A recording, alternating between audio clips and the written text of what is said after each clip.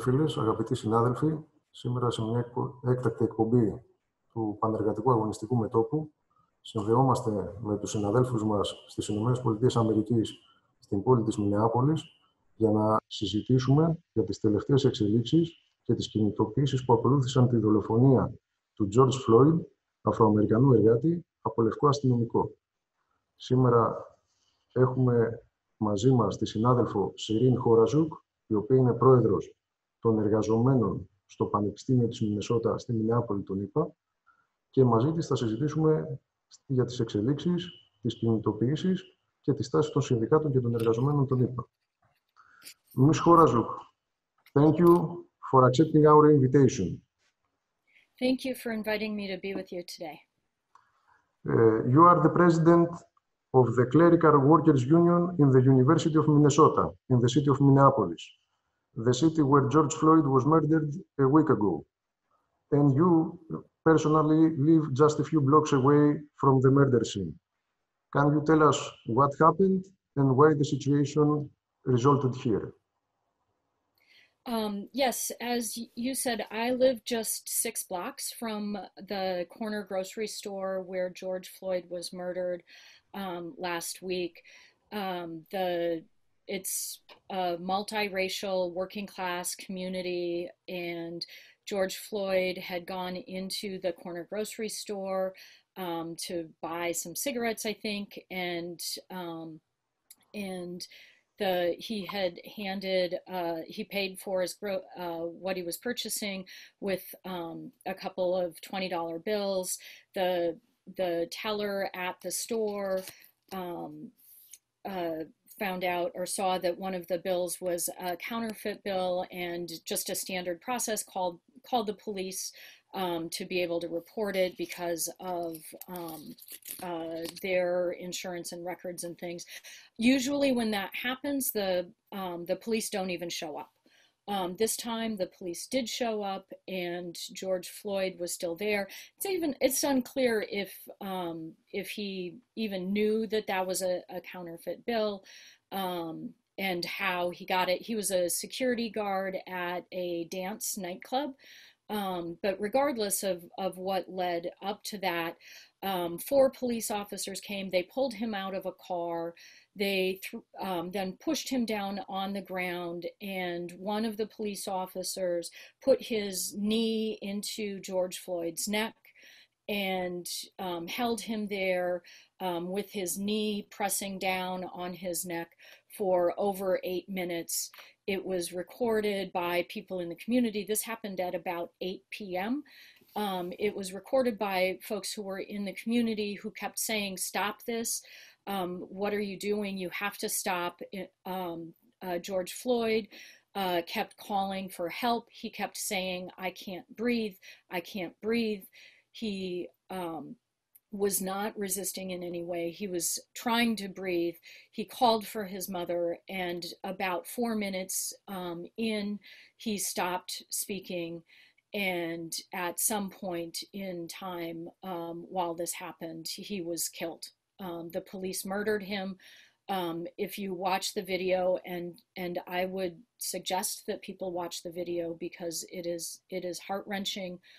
And it also shows the brutality of the Minneapolis police, because the officer who is holding his knee onto the neck of George Floyd is looking up, knowing full well what he is doing, and is just has this grin on his face, like he's not going to be stopped. He has that power. The 3 other police officers who were there stood by and watched and did nothing. And fortunately, a 17-year-old African-American woman videotaped it so the world could see. And now, and people rose up, not only here in Minneapolis, but around the country and around the world now, to say this has got to end. So there have been protests that have been going on since Tuesday. On Tuesday afternoon, there was a massive march of 20,000 people that marched from the site of where Mr. Floyd was murdered. to the police precinct where the police officers are based out of. It's about a mile, and they marched there. There was a long, number of speakers and rally, and people were, protesting just from all over the community, and a very multiracial crowd of people, mostly working class and poorer working class folks, black and brown folks, as well as white working class folks, were there saying, "We demand justice for George Floyd." It was clear that the police were gearing up for a battle. Right after the video was released, it was so horrifying that the mayor took unprecedented action and fired the police. But the police force clearly was responding. And though people arrived at the precinct and they were peacefully protesting in the afternoon, the police were there and started shooting rubber bullets at people and tear gassing people. There were families there. And things escalated from there, and the rage of the community just boiled over, and there has been an urban uprising, an urban rebellion that has gone on since then. The folks from the community rose up and fought back against the police terror that people have been feeling, and days and days of protests have been directed at that police precinct, but have spread out in the city. The police precinct was actually burned down. The police abandoned it, and protesters burned that precinct down. There has been a lot of both peaceful protests that have happened during the day, but then there have been more militant protests and other action that's taken place in overnight, and there has been a lot of fires, a lot of looting that has taken place, but I think it needs to happen in context, because people are enraged by this. This has gone on for decades. In the past 5 years alone, 40 people in Minnesota have been murdered by the police. In the United States overall, there have been, in the past 5 years, there have been 7,666 people who have been killed by police forces. 90% of them are people of color, mostly African Americans. And a lot of times when they are white people who are murdered, or where they appear white, they're light-skinned, they are people who have mental illness. And so the police have operated with impunity, and people are tired. They're tired of it, and they have had enough. And there are all of these the politicians will continually say, we're going to do something about it. We'll do something about systemic racism. This is the last time it will happen, but it happens over and over and over again. And so people's rage has just boiled up and boiled over. And, as a result of the police precinct being burned, the cop who directly murdered George Floyd, Derek Chauvin, has been charged and arrested and is in jail right now, awaiting prosecution. But the 3 officers who just stood by and watched and prevented first responders from stepping in and doing anything, they're still going free. And so people are continuing to protest to demand that they also be charged. So that's a little bit of what's happening. I think there is a lot of, there are a lot of comments about kind of what is going on in terms of the violent protests and looting and fire, and why would people burn their own communities, etc. And I think that there's the politicians will say there are outside agitators, or there are people who are, that these aren't community members, that these aren't people who are honoring George Floyd's life. But the reality is people have faced systemic racism and oppression for decades. And since this country was built on the slave labor, and African Americans and people of color have been oppressed from the very beginning. And this is a neighborhood where there is high degrees of poverty, high degrees of inequity, and the police have operated as an occupying force that have terrorized the African American community, and people are tired of it. And there are those who they're directed. There are people who are directing their rage very much, like those who are targeting the police precinct.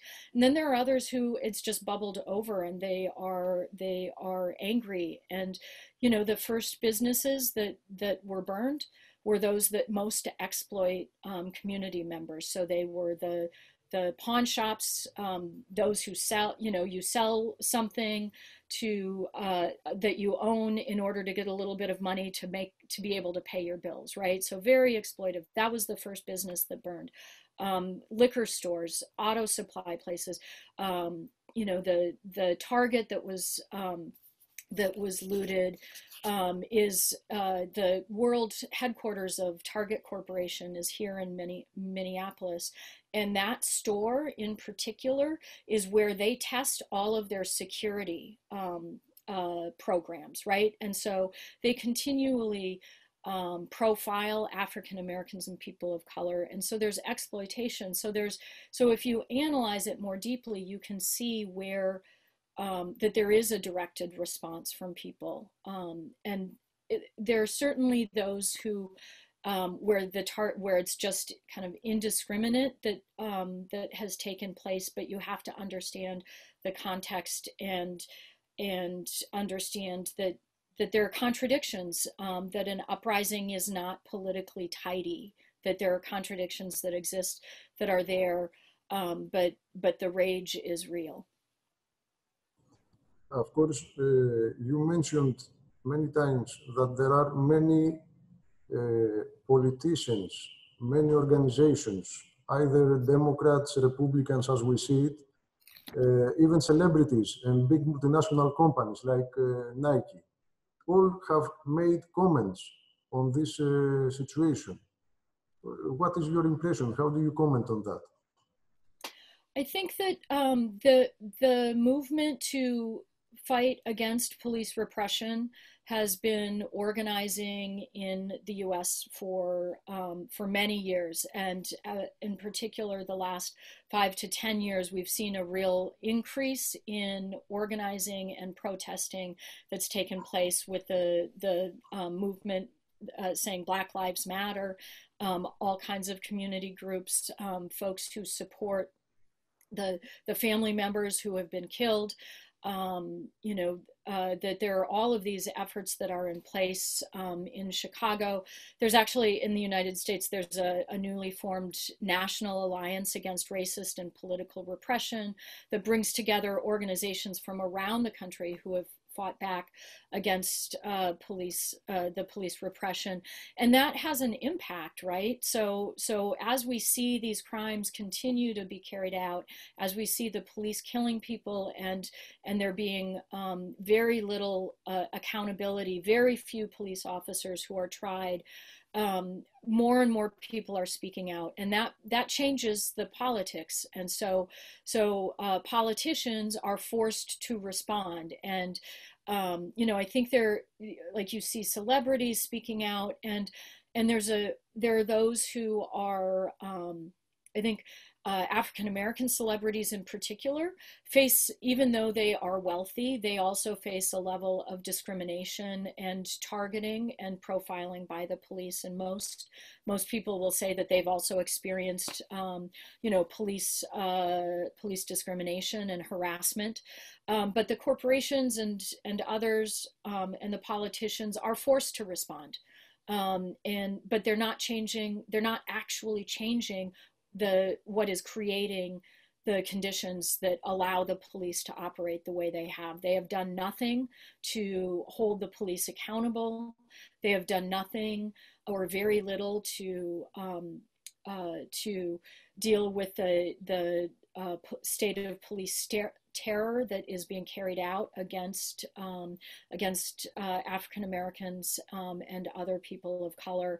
And so it's mostly just lip service. They'll say that this is a terrible, terrible thing and it must be stopped, but they don't do anything to stop it.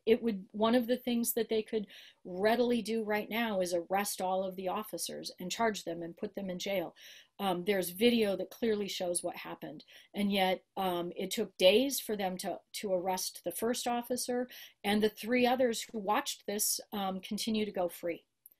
And so they've spoken it out, but they aren't changing what's happening. What will create real change are people in the streets rising up against this system and forcing them to change. So basically, after all these statements and developments, today, what is the situation in your city? So first and foremost, people continue to protest by the thousands, 24 hours a day. There are protests called throughout the day. And then into the evening, people continue to protest. There are mobilizations that are happening. I can't even keep up with how many different protests are occurring. And there are also efforts to, by community members and others, to provide support to the people who live in the community who have seen a lot of the businesses either burned or looted, or like the grocery stores are gone. And so there are efforts by people as well to make sure community members who are donating food, bringing in food so that folks are able to have the groceries they need. There's a lot of effort taking care of elderly members of the community, making sure that they're safe, that they have the medications they need. This is all community folks that are doing this. These aren't the power structures. These are the community members taking care of each other. We also are living under what I consider to be a military occupation at this time. The Minneapolis police there are 800 police members or police officers in the city. In addition to those 800 police officers, there are now 500 state patrol state police that have come in, and then the governor has mobilized the National Guard. And there are upwards of 10,000 National Guards units, Guards members in the city, completely occupying and trying to restore order, quote unquote, restore order. 24 hours a day, there are military and police helicopters flying overhead. All night long, you can hear flashbang grenades going off. There is a lot of video footage of the National Guard walking down residential streets because there is a curfew that is in place at 8 o'clock. The freeways are closed at 8 o'clock to try and isolate those who are protesting and rising up. And what's happened is that these forces are now coming in and targeting communities and targeting protesters. And so the National Guard came down one street and shot rubber bullets and paint marking rounds at people who were sitting on their front porch, keeping guard to make sure that their neighborhoods were safe, right? So and to make sure that there weren't their houses and things like that didn't burn. Most of all of the kind of the fires and things have been directed along the business corridor. But there are lots of we're hearing a lot of rumors that there will be, that this will flow over into residential areas, and people are afraid of what will happen, and people are trying to protect their families. But every person I talk to, every person of color I talk to, is more afraid of what the police response will be, and are fearful that they will. That people will be hurt or killed by the police or National Guard within this. I want to yeah, I'll leave it at that for now. It's very important for us to have your perspective and information, which is not very easy to have through the big media. And, Yes. and in this line, it is very important for us to hear what are the positions of the trade unions in general in the United States for these developments, and specifically from your union, which is in the center of the developments. How is it participating? Is it calling for participation in the mobilizations? What is it, your positions, and of the trade unions in general? Yes. My union, hundreds of our members live in the neighborhoods that are affected by the protests that are going on right now, and live in the neighborhoods that are affected by the police repression that has taken place. And we have long taken a position as a union that we need to say no to police repression, that we need to say no to the systemic racism that is going on, that we need to stand together, unified as a multinational working class.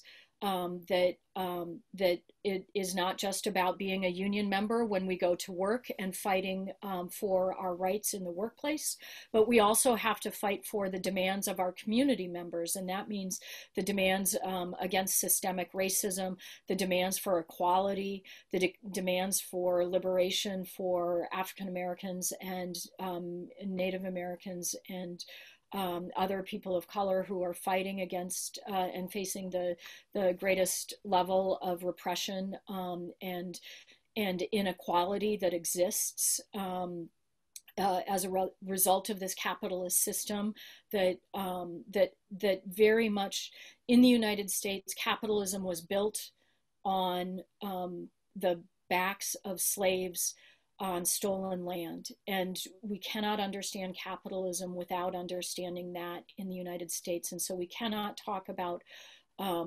fighting for a different system and fighting against capitalism if we don't also take up the fight against racism and the oppression of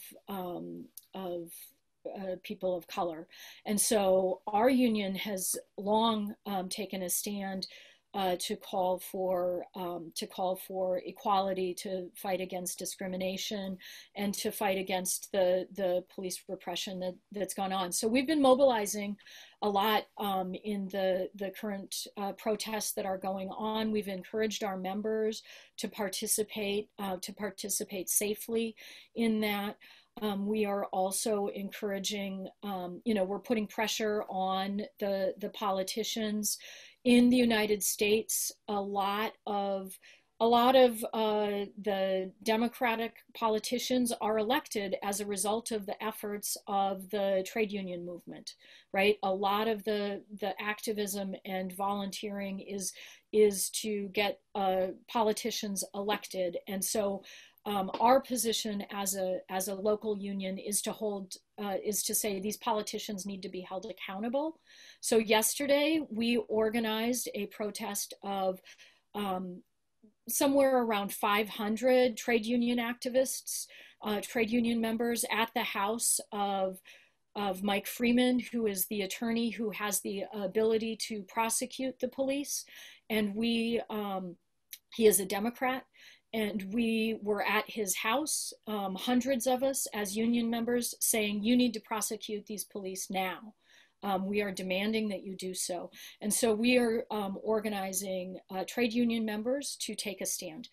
There are a number of other unions in the Twin Cities and around the country who are likewise mobilizing their members and encouraging people to participate in the protests and to stand with our communities and to stand with our Black and Brown members and protest this. I think that the labor movement, the trade union movement overall, there's a lot of bureaucracy. There are a lot of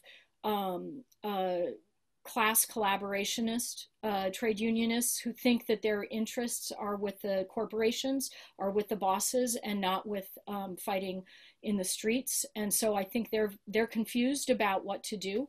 So they issue statements saying that this is a terrible thing, but they're not mobilizing their members to really fully participate.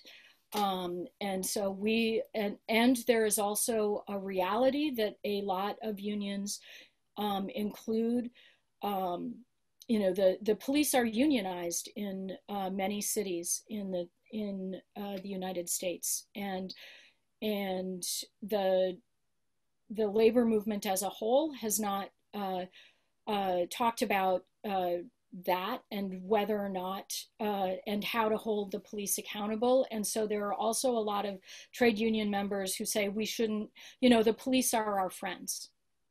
And don't recognize that the police are a repressive apparatus that are there to defend the capitalist system, that they're more interested in defending property than they are in defending people. We saw this, so we fight against that and push for our unions nationally to take a stand and mobilize their members.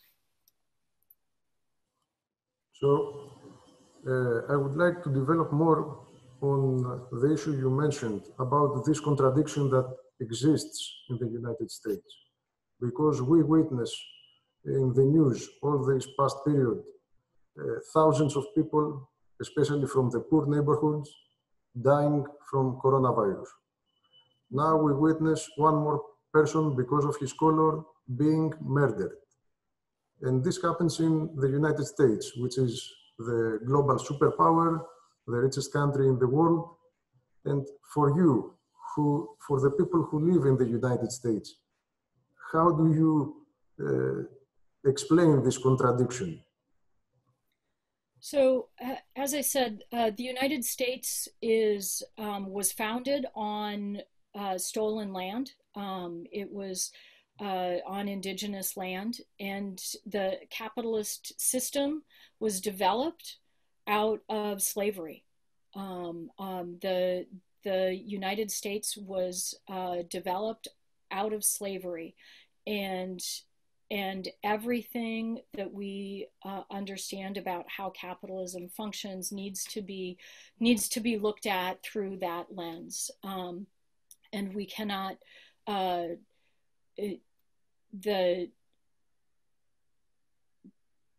the level of discrimination and oppression against Black people in the United States is a fundamental core part of how this system works. And so we see that the level of poverty is far greater for people of color than it is for white populations. We see here in the Minneapolis, for example, that there are entire neighborhoods where they had real estate law that prevented African Americans from buying houses, right? To ensure, this was until the 1950s, this was allowed by law. So entire neighborhoods were unable, their African Americans were not able to buy houses. And so there are neighborhoods where there is the Twin Cities, Minneapolis and St. Paul, as well as cities around the country, as well as cities around the country have huge segregation, right? Where it is a Black neighborhood or a white neighborhood. And that also allows for resources to go into communities. In my neighborhood, the level of, the grocery stores are not as good in poor and working class neighborhoods and in neighborhoods where there are people of color. The reality of just in the past 15 years, when the last economic crisis hit, in 2009, the people who were hurt worst by that were African Americans. The civil rights movement in the 1960s and the uprisings that took place then led to a huge amount of unionization of public sector employees, most of whom were, many of whom were African American and were women. And so suddenly there was this huge level of unionization and rising of economic conditions for people of color that came about because of unions putting forward demands. When the crisis hit, the economic crisis hit in 2008 and 2009, austerity programs targeted public sector employment. And so 700,000 workers lost their jobs from 2008 to 2010. During that time period, the 700,000 jobs that were lost, 40% of them were lost by African Americans. Even though they are about 19% of the population, 40% of the job loss were African Americans. And so there's a high degree of poverty. Under COVID-19 with the coronavirus, what we've seen is that the lowest paid workers lost their jobs first. The people who work in restaurants, service economy, etc. So suddenly people lost their jobs as the economy shut down, and a lot of that was felt by people of color more than any other grouping. In addition, though, the people who were forced to work because they were considered essential employees, those who work in grocery stores, those who work in the meat manufacturing plants, those who were told you have to go to work even if it's not safe, were people of color primarily. A lot of other folks were able to work from home, but the people who had to go and risk their life are people of color. The death rate, so we have had over 100,000 deaths by COVID-19 in the United States, and it has disproportionately affected African Americans and other people of color compared to their population. Part of that is because of the health situations, because of capitalism, right? The access to proper health.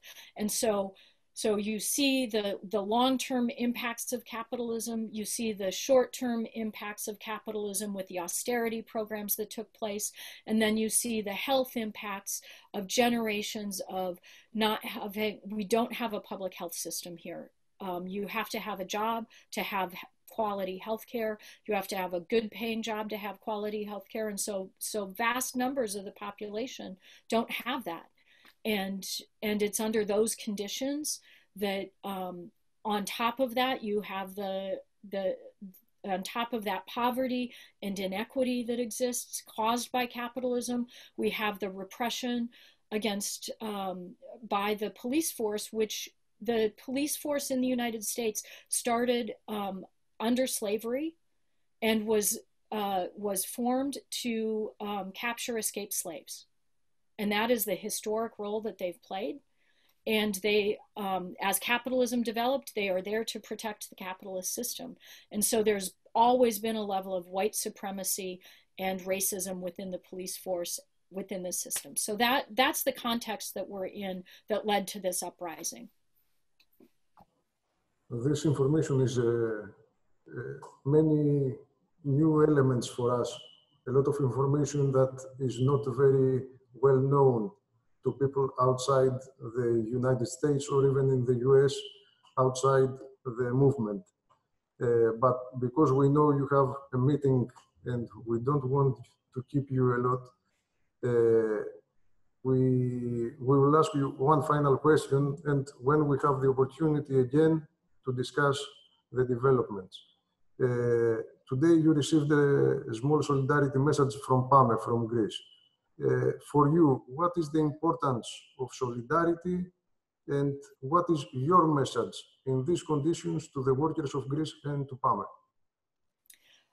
So on behalf of the members of AFSCME 3800, on behalf of the community in South Minneapolis and in Minneapolis, and all of those who are fighting for justice for George Floyd, and on behalf of his family and loved ones, I would just like to give my deepest appreciation to PAME and to the people of Greece for your solidarity.